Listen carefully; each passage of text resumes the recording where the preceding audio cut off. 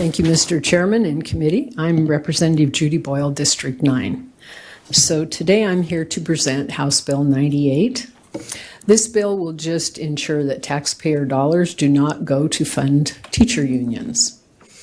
So we had this bill last year. This is a change. I didn't carry that last year.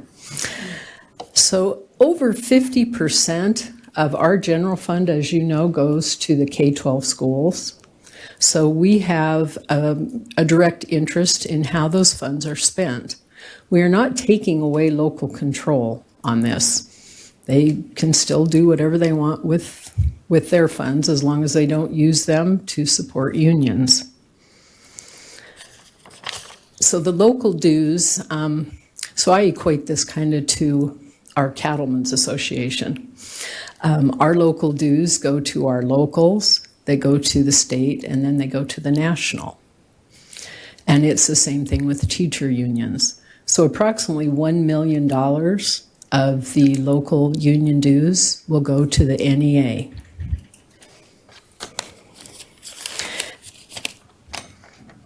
So today we have 115 traditional schools, public schools.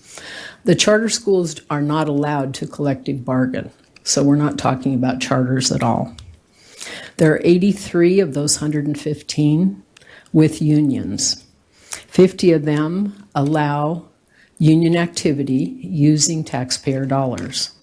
There are some school districts that do allow in their contract for their union president to take full time off just to do union activities, yet are still paid by the school district.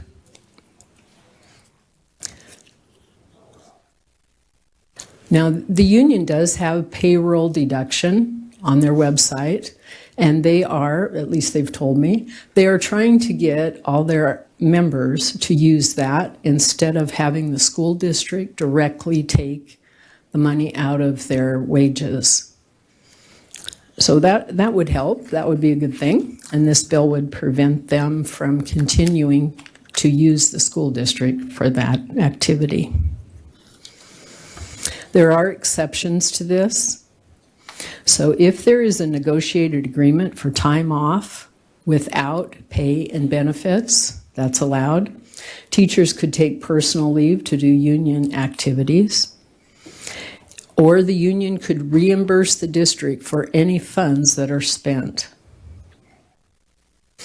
There is a penalty in this if the districts continue to do it. It starts at $250, and for each time they continue this, it goes up to $2,500. And it just forbids the district from contracting to break this law.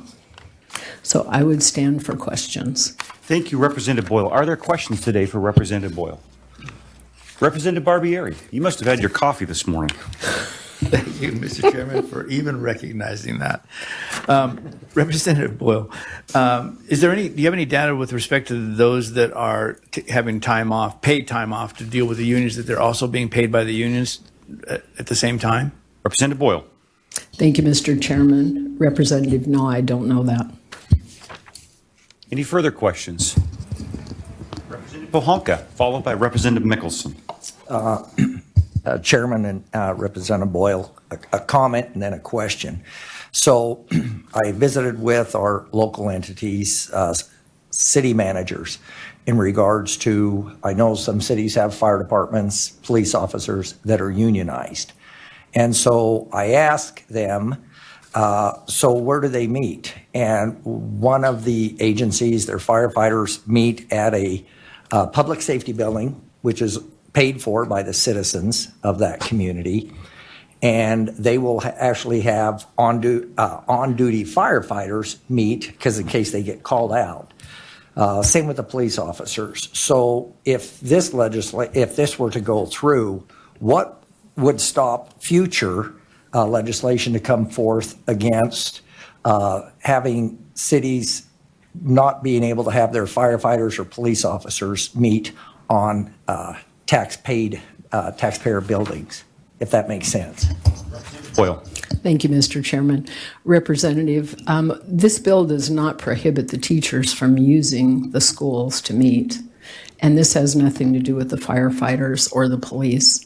And as you know, one legislature cannot bind another, so whatever happens in the future, that's up to the next legislature. Representative Mickelson. I just have a question on the bottom of page 4 when we talk about lines 40 down through like 48 and onto the top of page 5. If you could just go through what you're trying to accomplish in relation to the teachers' union activities, because I seem to gather, like on 47 where it says supporting or opposing any candidate for public office, influencing the passage or defeat of a state legislature. If you move to top of page 5, can you just explain to me what you're trying to accomplish there? Representative Boyle. Thank you, Mr. Chairman. Representative, this part of the code, these definitions are in the ethics in government section. So we're just adding these things to make it perfectly clear that the activities cannot be allowed using taxpayer money. So we're making clear what a teachers' union activity is. They cannot support or oppose any candidate or initiative on union, using those union time paid for by the taxpayer. Any further questions? There you go. Now I can see your mic, Representative Keelys. Thank you. Representative Keelys. It's hard when it's like pointed directly at me. I can't see the light, so thank you.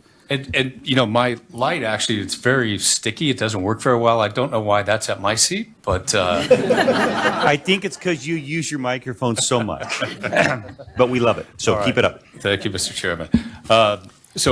Representative Boyle, this bill intends to insert basically 2 pages of new code targeting public school teachers, and I think one of my challenges with this is just the overall definition of taxpayer funds.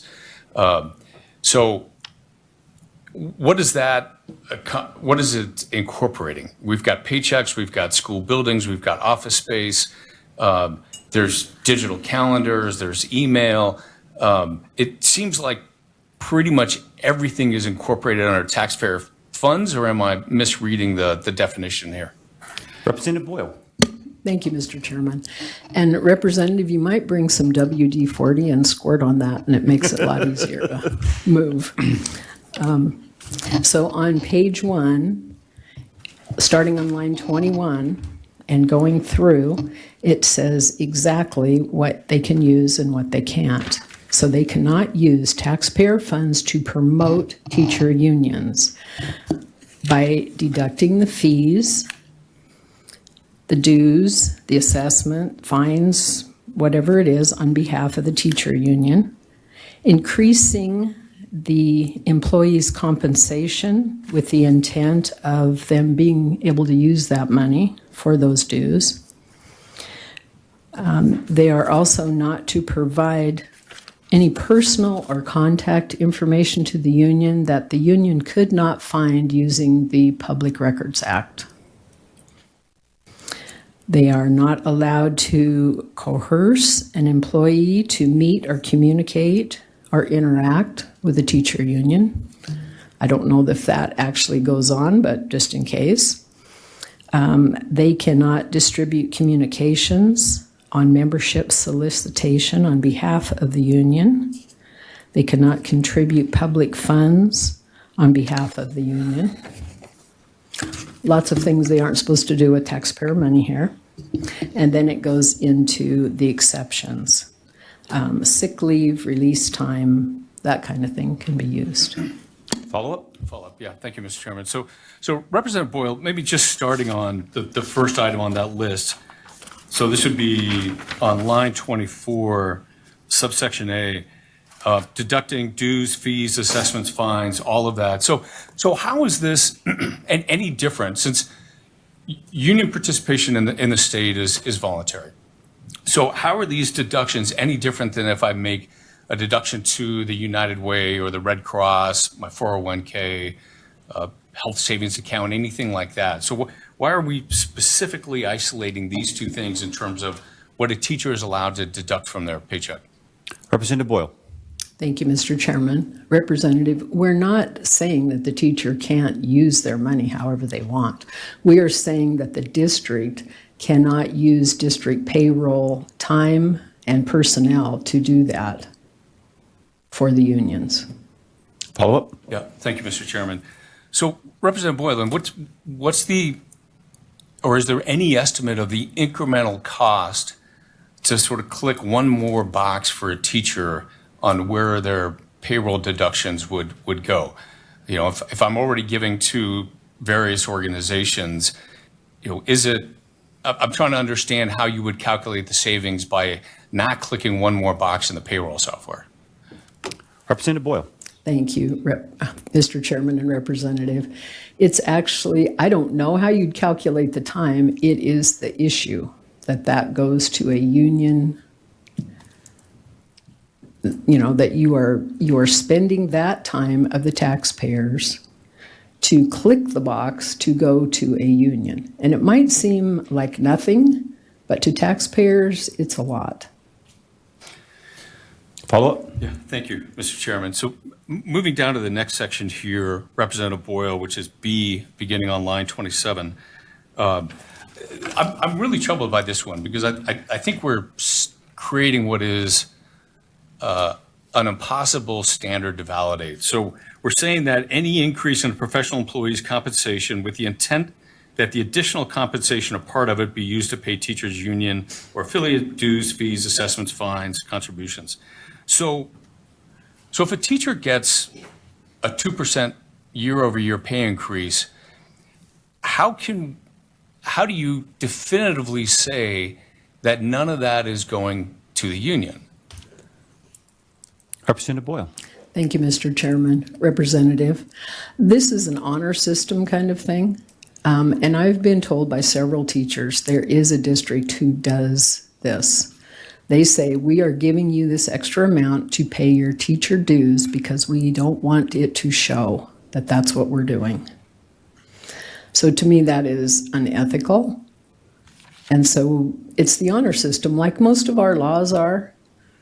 In America, you are to follow the law. A lot of times there's no penalty. We just hope that people will do that and be honorable. Follow up. Yeah, thank you, Mr. Chairman. But I understand what you're saying, Representative Boyle, but we're inserting some material penalties on any violations of this. And so when we can't explicitly say, or maybe there's a rumor or something like that, I mean, if it's not in policy for a school district that says, you know, Y% of your pay increase, we've specifically said is attributable to your union dues. I mean, nobody's saying that. It's so by inferring or leaving this door open with all of these back-end penalties, how does a teacher say that my pay increase has nothing to do with my union dues? I mean, I think it's impossible for a teacher to be able to say, I'm not being set up here. Representative Boyle. Thank you, Mr. Chairman. Representative, if it's not written down, it would be hard to prove. But this, again, just says, please don't do this. This is being done. I've had 3 teachers tell me this is being done in a district, and it's under the table. So hopefully, having this in law, that under the table will end. Any further questions? Seeing none, thank you, Representative Boyle. We're going to move to public testimony today. First up will be Chris Perry. Chris, state your name and who you represent. You'll have 2 minutes today for public testimony, followed by Paul Stark. Mr. Chairman, I have a study here to distribute. I hope I can pass that to the Certainly. page. Yep. Great. Let me pause your time here. Okay.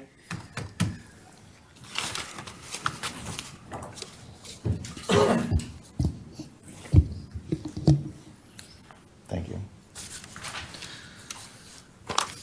All righty. I'm Chris Perry. I'm with the Idaho Education Association. Chairman Crane, members of the committee, I'm Chris Perry with the Idaho Education Association, just in case you forgot what I just said. This legislation has nothing to do with saving taxpayer funds. The IEA receives no taxpayer funds, and the majority of our members are Republicans who I think would be incensed if we did. Instead, it attacks educators' rights and workplaces, will lead to more teachers leaving the profession, and hurts students. The study that the page is passing out right now shows that collaboration between a teachers' union and the district can improve student performance by 12.5% and has a massive impact on teacher turnover in low-income districts. This legislation strikes at the heart of that collaboration, attempting to punish school districts for building collaborative relationships with their teachers' unions. The erosion of that collaboration will hurt students and will exacerbate teacher turnover in districts that can least afford that turnover. Idahoans get the best bang for their buck of just about any state in the country. Our educators outperform educators in similarly funded and similarly sized states. A huge contributor to that, I think, is our culture of partnerships with our administrators, boards, and teachers' unions. No other teachers' union in the country collaborates so closely with their boards and administrators and parents to deliver for students. This bill does not save taxpayer funding. It wastes taxpayer funds, undermines local control, hurts teachers, and hurts students. Please vote it down. Thank you, Chris. Are there questions today for Chris? Representative Keeley's. All right. Thank you, Mr. Chairman. Mr. Perry, there's a number that's been floating around, excuse me, that we've all heard, which is the Idaho Education Association received $1.8 million of taxpayer funds. Could you just clarify for us what's really going on with that? Sure. So that was an error on our tax filing, a formatting error. We all love Adobe Acrobat and navigating that system, but it just knocked the amount down a couple lines. We received no government funds, no taxpayer funds, and that was just misaligned. So we fixed that on our tax filings. Any further questions? So, Chris, if you haven't received any funds, and I believe your statement there, then why are you concerned about the bill where you can't receive any funds? So it's I guess I would call it like a speculative valuation of teacher activities here. So we aren't talking about like, hey, here's $100 that's supposed to go to your teachers union. This is more about my communication as a union member with a district is suddenly attached to a dollar number that the union, as you can kind of see in the bill, the union then has to reimburse the district for specific, well, not really that specific, pretty vague activities that are kind of normal processes within school districts. So things like filing a grievance or working on workplace issues. If the person that the district is talking to is a union member, then suddenly it triggers this legislation.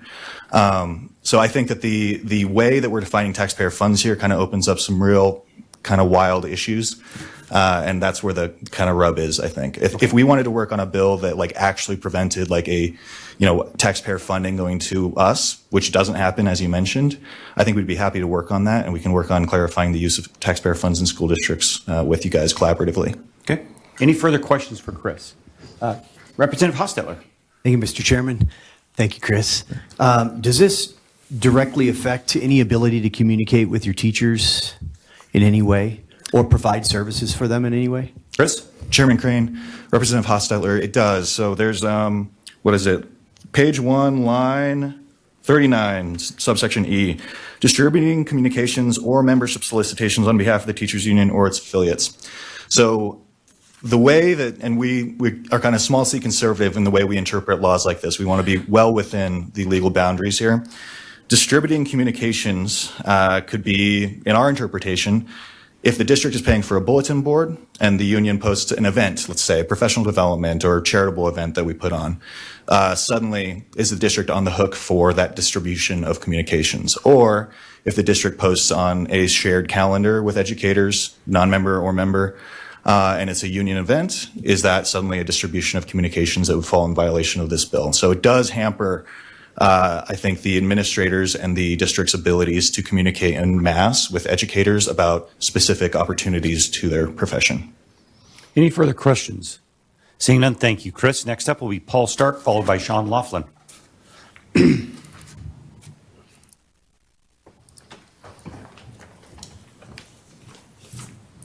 morning. Good morning. Good morning, Chairman Crane, members of the committee. My name is Paul Stark. I am the Executive Director at the Idaho Education Association.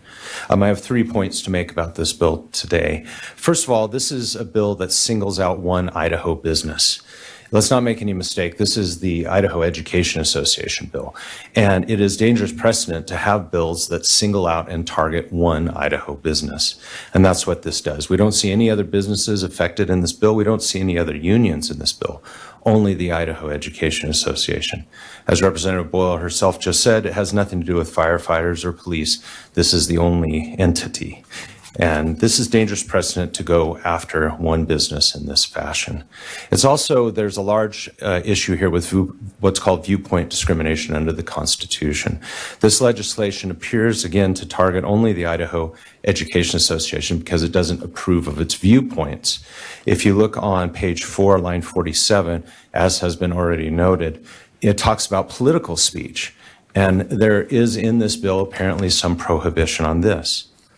Viewpoint discrimination, as I said, is unconstitutional. We don't see any other unions, public sector, private, otherwise, in this bill. It's also bad precedents, again, to shut down one particular viewpoint. Lastly, as has been noted on page 1, line 27 through 29, this legislation makes it illegal for educator pay to be used for dues. It limits what they can choose to do with their own paycheck, or worse, it prohibits pay increases if an educator chooses to belong to the Idaho Education Association.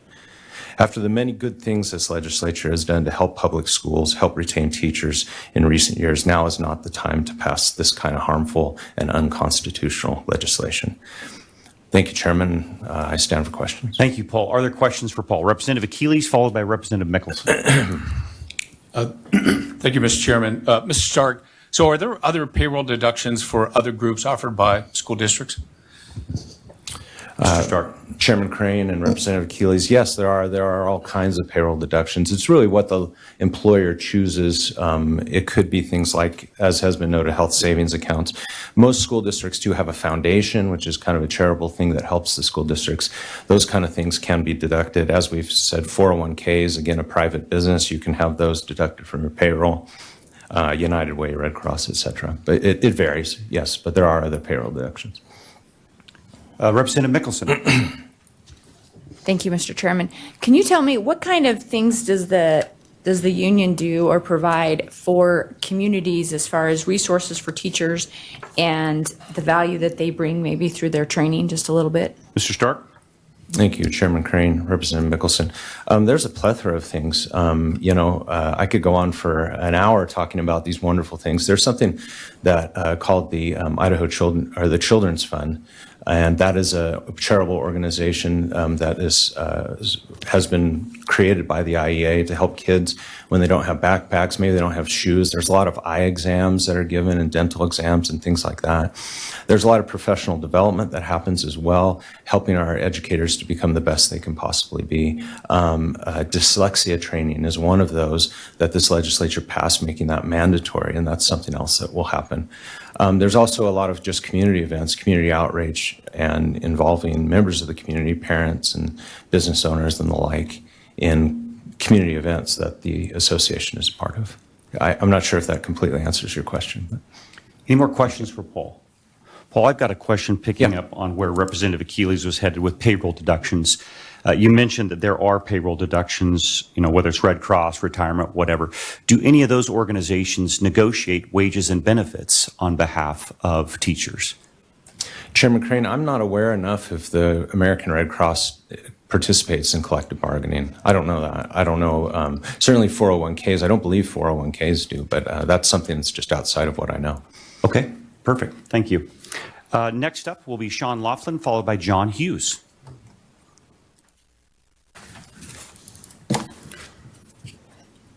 Good morning. Thank you, Mr. Chairman and members of the committee. My name is Sean Laughlin, and I represent the Professional Firefighters of Idaho. I'm speaking in opposition to House Bill 98, and I'll focus on just one part which has been misunderstood or misrepresented, which is teacher release time. I'd like for you to remember one overriding fact. Every teacher, whether labeled a teacher, a union member, or a union leader, is first and foremost an employee of a school district, and therefore granted certain rights and processes by the Constitution since they work for a government employer. And for everyone's edification, release time is when a teacher is released from the classroom to either attend training or conferences or work on teacher issues, and there's nothing nefarious about that. For example, a teacher, whether a union member or not, may have a classroom, curriculum, or even a disciplinary type issue where they must interact with their administration in some capacity, and they don't know the process. In these cases, a fellow teacher, most often a representative or officer of the local education association, steps in to ensure that the teacher knows the process and that the process is carried out correctly. The effective teacher is having a representative benefits both the teacher and the school district and avoids rights violations and lawsuits. For this reason, school districts grant release time because they know they will benefit in the long run. If you take away the stigma of being a union representative, you would see that this representative acts as a human resources liaison between the district and the employee, which has benefited both. The local education association representatives or officers are there to protect the process, not any individual employee. The school district can see the investment in release time as saving money in the long run by avoiding employee issues or lawsuits and serving their teachers by giving them one person or a board to bring all of their teacher issues to, which leaves administration to deal with a union officer or a couple of union representatives versus fielding issues from dozens to up to thousands of teachers within their school district. Thank you, Mr. Chairman. I'll stand for questions. Thank you, Sean. Are there questions today for Sean? Seeing none, thank you for your testimony today. Next up will be John Hughes, followed by Samuel Pinson. Thank you, Mr. Chairman and committee. My name is John Hughes, here on behalf of the Idaho State AFL-CIO. We represent over 23,000 hardworking men and women in the state of Idaho. A few of them have had the opportunity to join us here today. We stand opposed to House Bill 98. Of concern to us is the extra burden that this legislation will place on the Office of the Attorney General and county prosecutors, both of which already face heavy caseloads. If I can direct your attention to subsection 3 of 74-406, which begins on page 5, line 40, it is spelled out that any person violating 74-408 shall be subject to fines. Furthermore, subsection 4 of 74-406 on page 6, line 3, directs that the prosecuting authority shall investigate any complaint regarding violations of this section and shall prosecute any substantiated claim.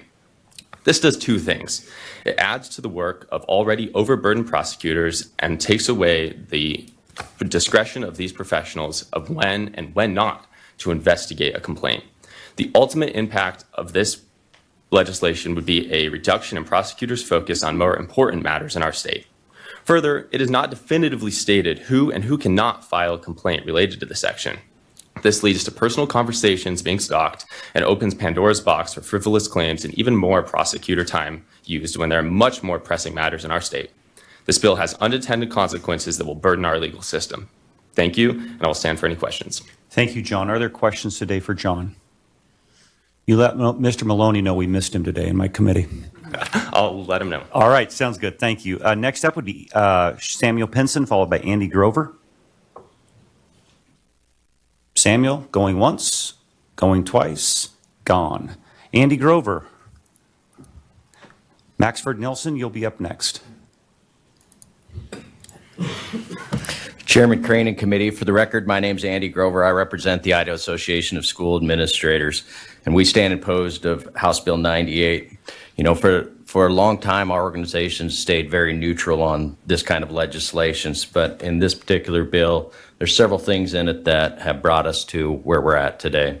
First of all, we're true believers in local control. This bill will strip our ability to manage our finances and our employee relations, strips school boards' authority to decide how to manage payroll deductions for their employees, and it restricts the district's ability to work with our teacher unions, which currently is the only way we deal with all our teachers each year. You know, I was a superintendent for over a decade, and while we didn't have an actual teacher union, we had many members that were part of the teacher union, and we treated them as such. That's how we determined teacher salaries and all those different things each year. The next part of this is, you know, for the last couple of years, we've stood up here and said, you know, there's so much red tape on rural districts. We fill out so much paperwork every year. Sometimes it's duplicate. Well, this is not going to reduce that. It's going to add to it. You know, and it could also increase our legal costs and compliances. With the new creation of the civil penalty, it will be more intrusive on districts, not less. Also, there's tons of pay reductions already, and I know there's been a few named, but we have health insurance, retirement contributions, health savings accounts, life and disability, union dues, supplemental benefits, charitable contributions, IDEA account. Those are just the ones I could remember off the top of my head. And as a district, we don't go out and say, hey, you need to do these. These are 100% employee chosen ones. And I'm out of time, but each of these deductions comply with Idaho and federal wage laws. So for these reasons, we are not in support of House Bill 98. Thank you, Chairman Crane. I'll stand for any questions. Thank you, Mr. Grover. Representative Keeley's. Yep. Thank you, Mr. Chairman. Mr. Grover, just a quick question. When you look at this and specifically the reporting requirements that this puts on the districts, since you've been a superintendent, give us a sense of what do you think is the incremental effort to comply with this? Mr. Grover. Thank you, Chairman Crane. Representative, currently everything's automated. So when this stuff comes out, it just does it automatically. We put it in once with the click of a button. It's that easy. When you start going through and saying, well, did they meet this or did they not meet this with all the different requirements in there? That's going to take a person to actually go through and do all that stuff, which does create much more burden. And in our district, we had roughly 900 employees and 3 people in the district office. I don't know who's going to do it.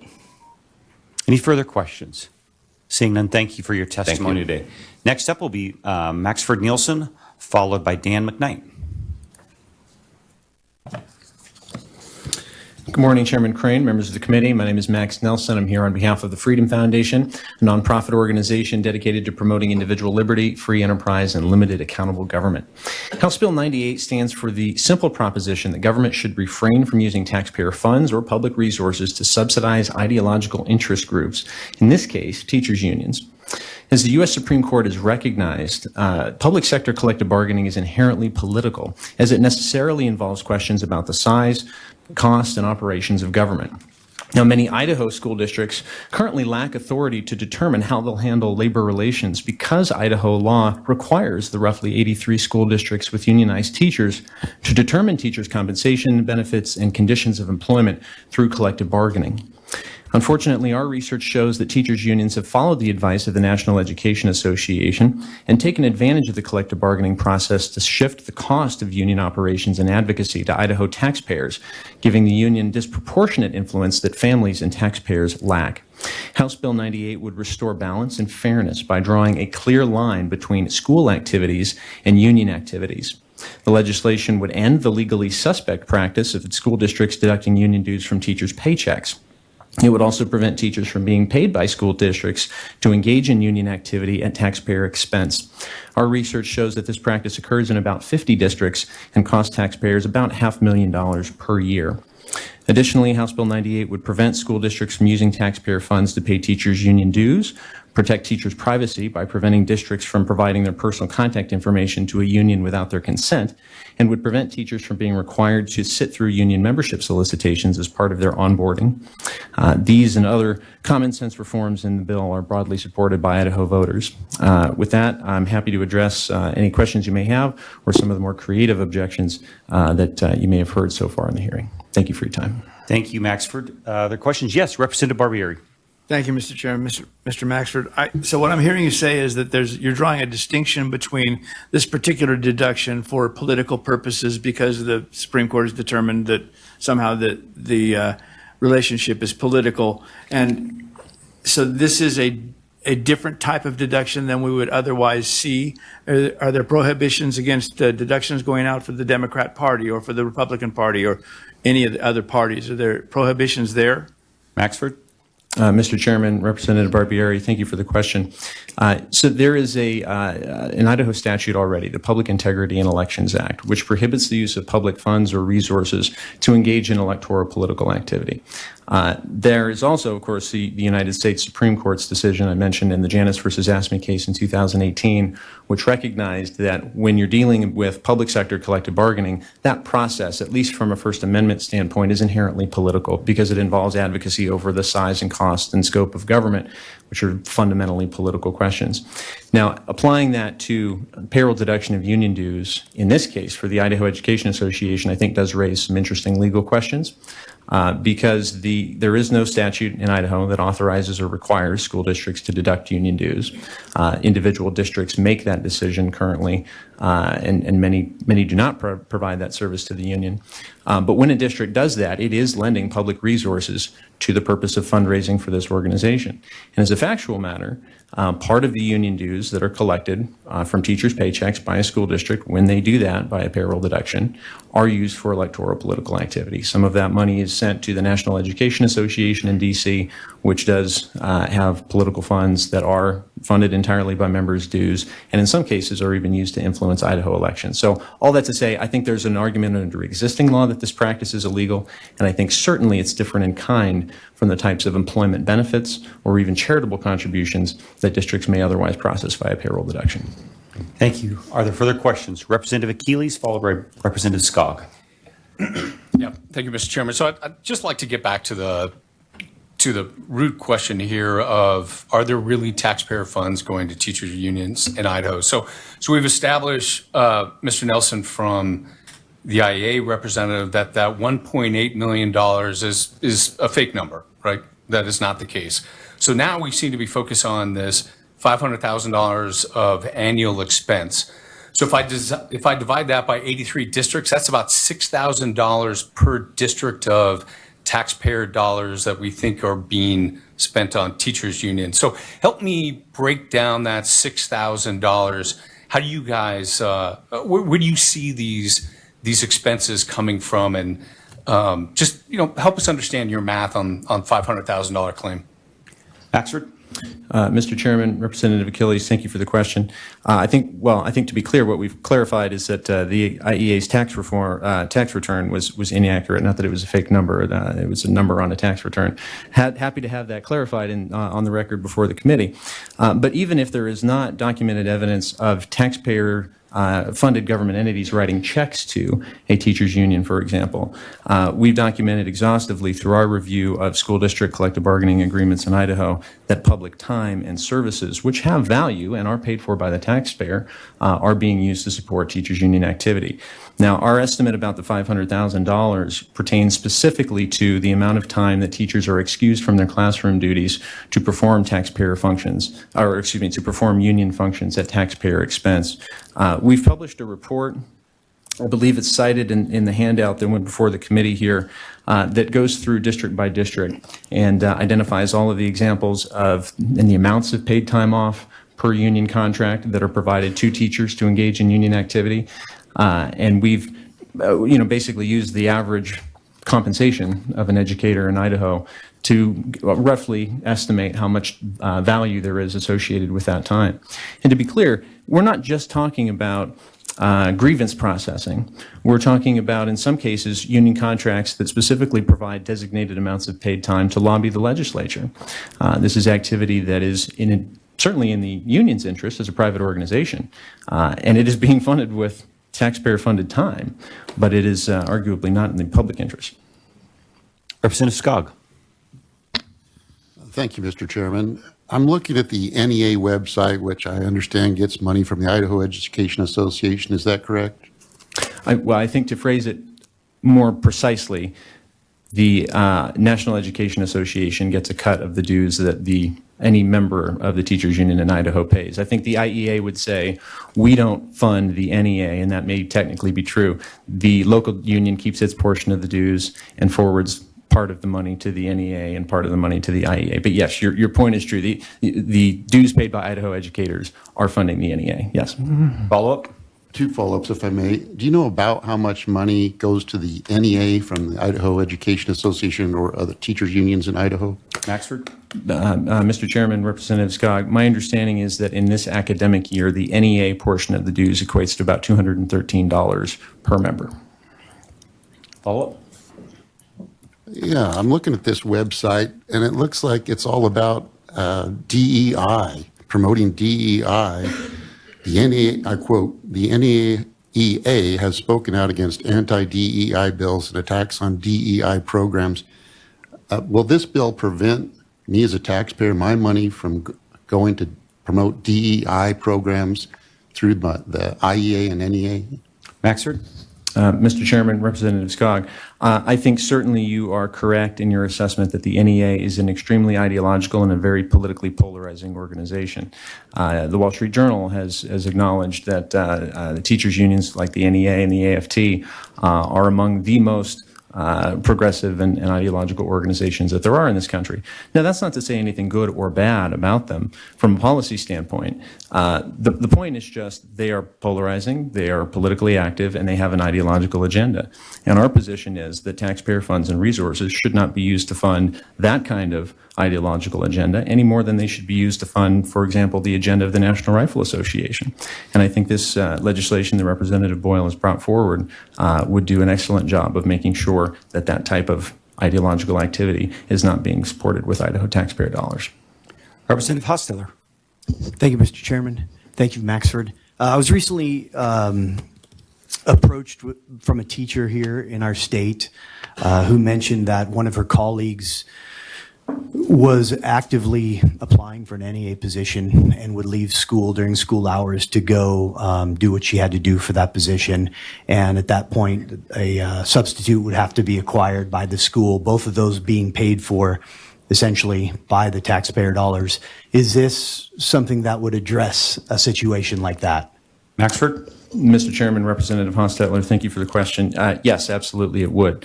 There are no limits in Idaho law right now regarding the purposes to which union paid time off can be put. And so many of the contracts that do provide paid time off for union activities do not regulate how that time can be used. It can be used for attending union office. It can be used for, let's say, the local union president who's hired as a full-time classroom educator in the district, wants to run to be an officer of the National Education Association and is elected to serve in a role at the National Education Association. There are contracts in Idaho that would allow that person to be paid on taxpayer time to work on union functions and union purposes. And to be clear as well, the legislation would not prohibit a teacher who is elected to a union position from serving in that role.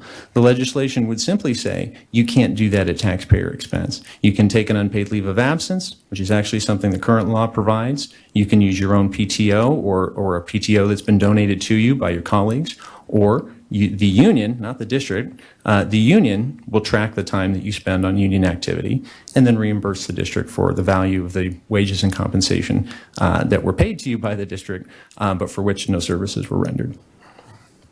Representative Mickelson. Maxford, Mr. Chairman. Are you aware that the IEA actually pays for the replacement subs for these teachers when they take time off to do these activities? Maxford. Mr. Chairman, Representative Mickelson, so we've taken that into account in our district-by-district review. You are correct that in some cases the union will compensate the district for the cost of hiring a substitute to cover a teacher's absence. That is not always the case. There are a number of circumstances in Idaho where the district pays the cost of the substitute. But even if the union is covering the cost of the substitute, all that is doing is preventing the district from experiencing an out-of-pocket increase in costs. I think as reflected by the fact that we pay substitutes less than you pay full-time classroom educators, I think it's fair to say that you're getting less, the school district is getting less for what it pays when you have a substitute teaching instead of a full-time classroom teacher. The district is still experiencing a reduction of services that has value and that is ultimately being borne by the taxpayers. Any further questions for Maxford? Seeing none, thank you for your testimony today. Dan McKnight. That's all I have that is signed up electronically to testify and on paper. Is there anyone in the audience today that would like to testify on the bill? Okay, we will catch you next, ma'am, okay? Dan, state your name, who you represent. We'll give you 2 minutes today for public testimony. Certainly, Mr. Chairman. Thank you. My name is Dan McKnight, and I'm here as a private citizen. I'm not a paid lobbyist on behalf of any organization. I live in Legislative District 14, and I'm here to rise in strong support of HB 98. I don't think Idaho should be the bagman for a union that has kind of abandoned the teacher principles, and they've turned into a political activist machine. My family knows what it's like to fight the unions. In 1980, my father, Terry McKnight, and Gary Glenn led the battle for right to work in Idaho. We paid the price. Our home was attacked. We were harassed. And I was punished by my own teachers union teacher in fourth grade. In fourth grade, she made me sit in the hallway for the entire year. every day, not because I misbehaved, but because my father had fought against forced union dues. She made sure that my classmates knew why I was there, making disparaging comments about my family for the entire school year. And I wasn't the only one.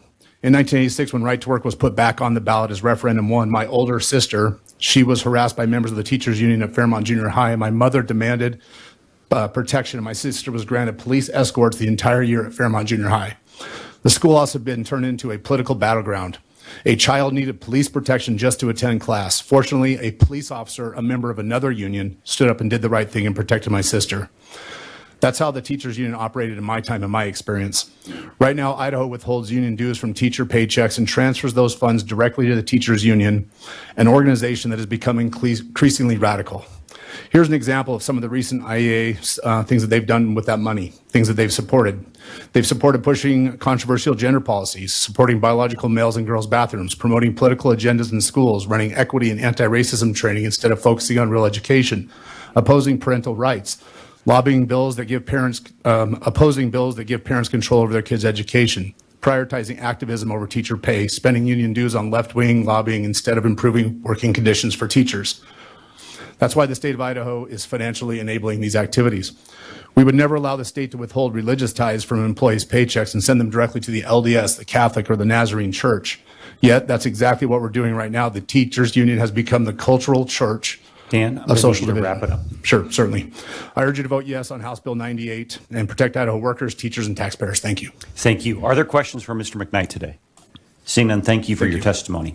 Ma'am, if you'd come forward, we'll give you 2 minutes today for public testimony. Thank you, Chairman and Committee. My name is Laura Milton Hayden, and I'm a veteran educator from Idaho Falls. I'm also a past president of the Idaho Falls Education Association. I stand opposed to this bill. Many of the details and concerns have been shared by others that have been up here. My association is the reason that I am still in the classroom today. Through the relationships with my colleagues across the state and the professional development that the association has provided, it has made me a better educator. Union activities include professional development, trainings, meetings with principal and other staff. All union activities are paid through our dues. Any grants are federal dues dollars that have gone to the NEA and come back to Idaho, not taxpayer dollars.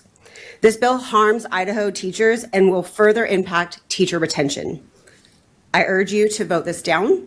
I'll stand for questions. Thank you. Are there questions?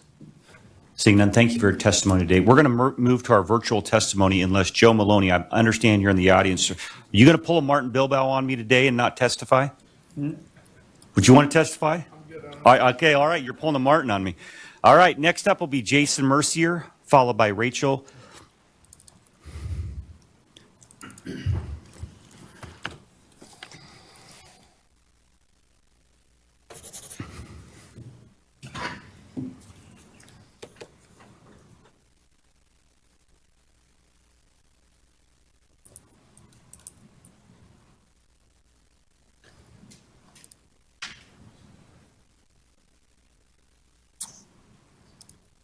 Go ahead, Jason. Thank you, Chairman Crane and members of the committee. I'm Jason Mercier, the Vice President and Research Director for the Mountain States Policy Center. I'd like to thank you for your hearing today on House Bill 98 and Representative Boyle for her work on this and the invitation to testify before you. You've already heard all of the policy details on this, so let me just boil it down to two fundamental principles. The taxpayers provide their earnings to government officials, provide essential public services, and union members provide member dues to their membership organization to facilitate member activities and business activities.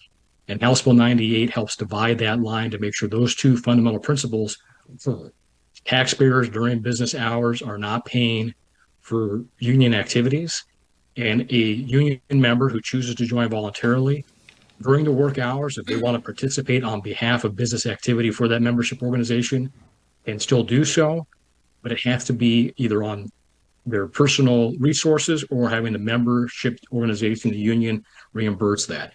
I think that's a very clean line to draw on how we should be approaching these things. House Bill 98 addresses that very effectively. We could ensure taxpayer resources are providing essential services, and anything being done on a union membership organization is being paid for by that membership organization. I thank you again for your time hearing House Bill 98. Thank you, Jason. Are there questions for Jason? Seeing none, we'll move to Rachel, followed by Jonathan, and then that will conclude our public testimony for today.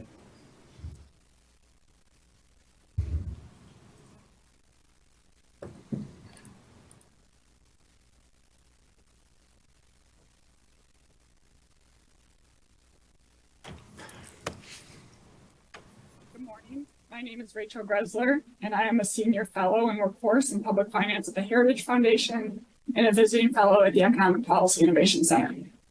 House Bill 98 would improve efficiency in education and protect teachers by making their unions more responsible to them.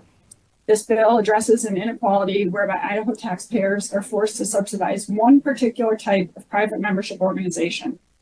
That includes sometimes allowing teachers to abandon their classrooms and work for a private membership organization. It includes the Idaho government acting as teachers' union's exclusive bill collector, which behavioral economics shows causes more teachers to pay union dues than otherwise choose to. And it includes the state providing more personal contact information to unions than to other private membership organizations. What's done for teachers' unions isn't done for the AARP, the NRA, or any other private membership organization.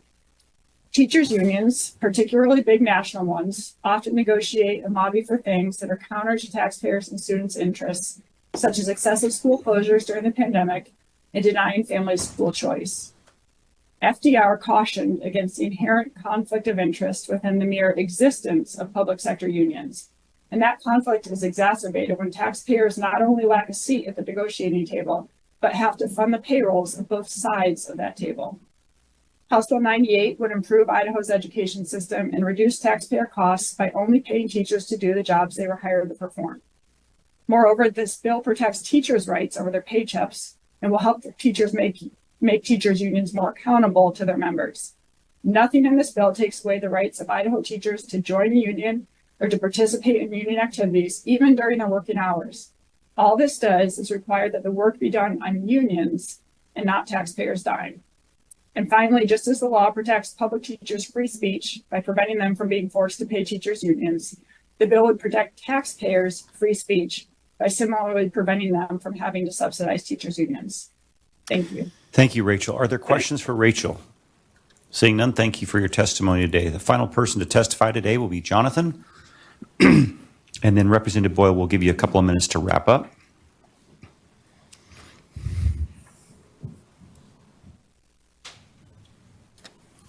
State your name and who you represent today, Jonathan. You'll have 2 minutes for public testimony. Thank you, Mr. Chair and members of the committee. My name is Jonathan Butcher, and I'm the Will Skillman Senior Research Fellow in Education at the Heritage Foundation. State taxpayers should not be responsible for underwriting public union activity. You've heard the statistics about dues collections already, so I won't repeat those figures that others have made. Per the earlier testimony and questions on DEI and union positions, make no mistakes, teacher unions have pushed radical gender ideology and radical theories on race for many years. Surveys find that a majority of Americans think it is morally wrong to allow boys access to girls' private spaces, yet unions have pushed this position. Likewise, on the issue of race, Americans do not want children taught that their race is the most important thing about them, or that slavery defines our history. Yet these radical positions are all in the NEA's playbook. Let's be serious about math and reading scores, which are at or near historical lows nationwide, yet the nation's largest teacher unions successfully lobbied to keep schools closed during the pandemic and have pushed radical content on gender and racial favoritism in place of these key skills that young people need. Just like the movie Groundhog Day, unions call for more taxpayer spending on the system, but per student spending in Idaho has increased by 118% after adjusting for inflation since 1969-1970. Claims that spending is the issue are off the mark. Despite these increases, Idaho fourth grade reading scores are down by 4 points since 1992. Meanwhile, states like Florida and Mississippi have seen the largest improvements in fourth grade reading during this period and have per pupil spending that is very close to Idaho's. It matters what we do with spending, what policies and parent freedom are available to make education choices that Idaho residents have. If special interest groups such as teacher unions want to lobby legislators, taxpayers should not have to pay for it. Thank you, Mr. Chairman. Thank you, Jonathan. Are there questions for Jonathan? Seeing none, thank you for your testimony today. Representative Boyle, we'll give you a couple of minutes here to wrap up, and then we'll take action on House Bill 98.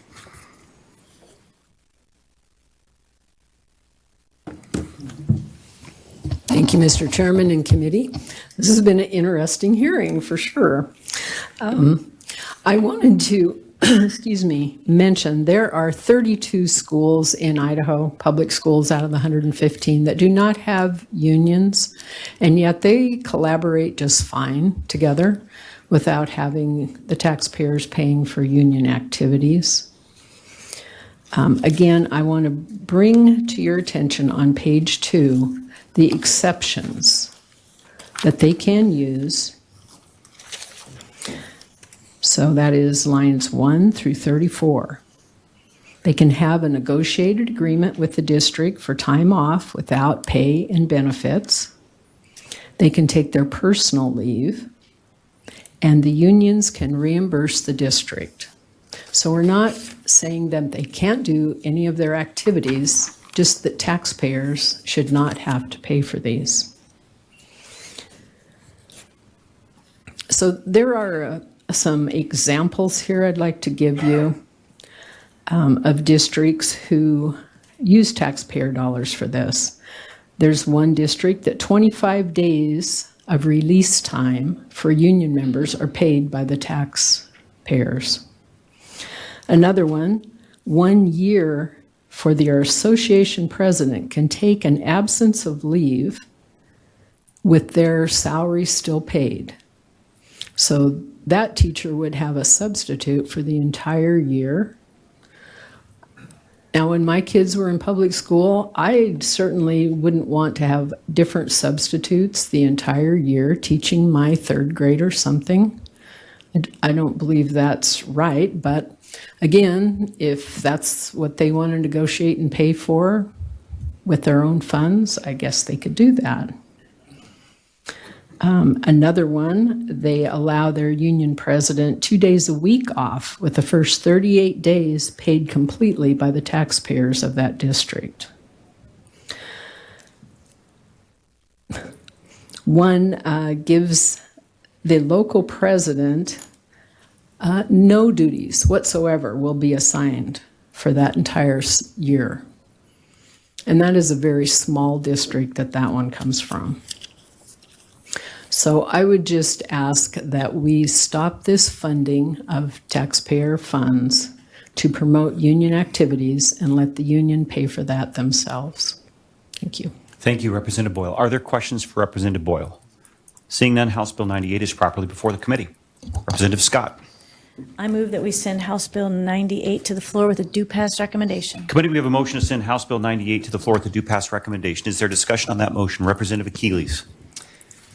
Great. Thank you, Mr. Chairman. A couple comments on the motion here. So, really this bill in front of us is coming from an out-of-state dark money organization. The Freedom Foundation, as Max described it, based in Olympia, Washington, with some interesting assists from other out-of-state organizations, which is too bad, because if we have an Idaho problem, it'd be nice to solve it with Idahoans.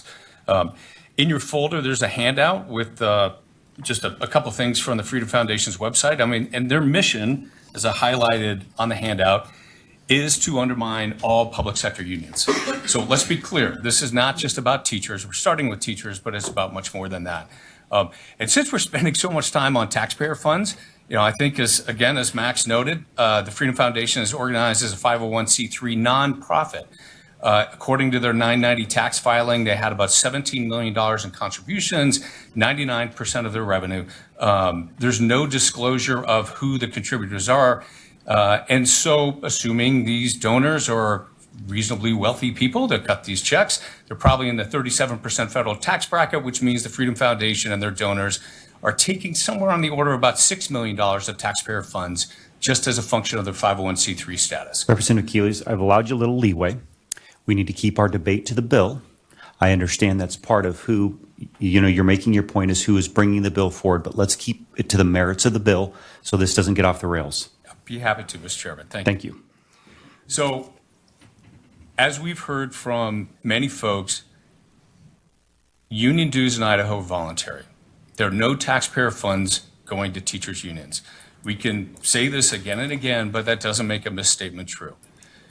And there's no assessment here of the net benefit to teachers and unions that they have on the school districts, as Mr. Grover highlighted. These are working with these organizations, help districts run better. So this bill effectively removes the option for districts to collaborate with your unions and inserts significant penalties on teachers for any sort of activity. So we've greatly expanded the list of activities that fall under union activities, and then we've created this whole new set of penalties associated with it. So this will have a massive chilling effect on being a teacher in Idaho and on the right to associate, to be a part of a professional organization. This bill is it's overly broad, it's dangerous. We've got these 60 activities that a teacher can get sued for if they voluntarily exercise their First Amendment right and associate with the union. So just bear with me for a minute and just this thought experiment, and it's relevant to the bill, Mr. Chairman. Well, I'll determine that. So for a minute, let's just substitute an organization that I'm a part of, the American Legion, right? And so substitute the Legion for Teachers Union. So the American Legion, it's a membership organization. They advocate and they negotiate on behalf of me and 16 million veterans in this country. I'm exercising my First Amendment right to be a member of this. And as a state employee, some portion of my paycheck, really hard to determine, goes to my American Legion membership. So we just got a pay raise. So did more of my pay raise go to my American Legion membership? Did it maybe change how I participate in that organization? And to the point I raised before, it's an impossible question to answer. And when you have an impossible question to answer with a whole new set of penalties, how does anybody navigate this bill? And I think at the end of the day, education is a top issue for Idahoans, right? You look at the Boise State Public Policy Survey, every year for the last 10 years, Idahoans are concerned about education. They want a better program. They want their teachers paid more. And all this bill is going to do is chill that. It's going to set us back. The administrators don't want it, who sit on the other side of the table from the unions. The teachers don't want it.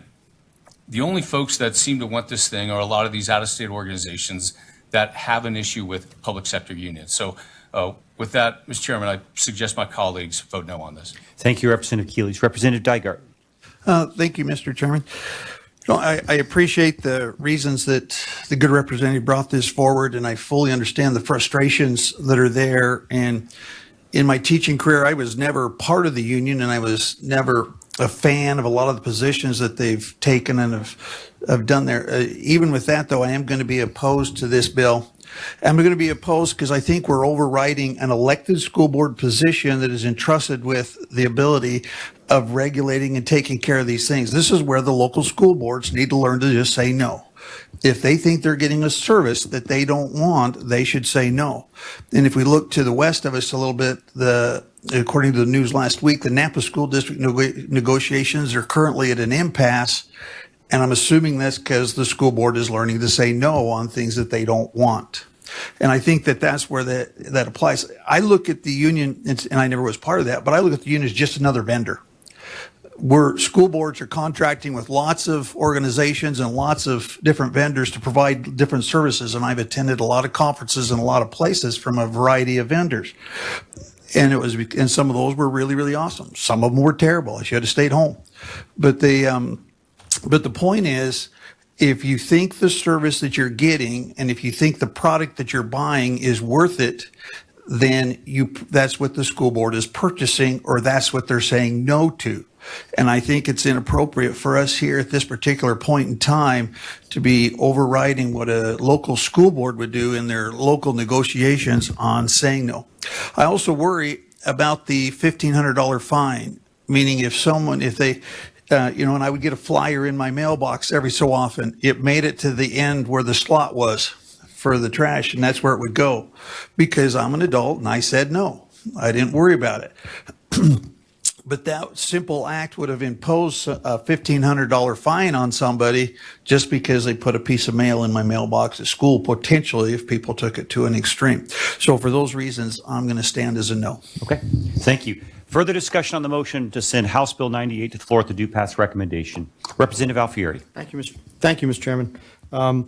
While I may agree with some of my colleagues that there are some gray areas in this legislation where you can argue that the union or the school district has stepped over the line, there are more than enough instances where there is a direct violation of the school actually subsidizing union activities. And I will point to my district, and that is Coeur d'Alene 271, where the union president is paid 38 days out of the district's budget to participate in union activities. That's got to come to a stop. The taxpayer should not be subsidizing the union. It should not be subsidizing any organization. That is out of the pocket of the taxpayer, and that is absolutely wrong. So I am wholeheartedly in support of this legislation. Any further discussion on the motion to send House Bill 98 to the floor with the due pass recommendation? Representative Hosteller.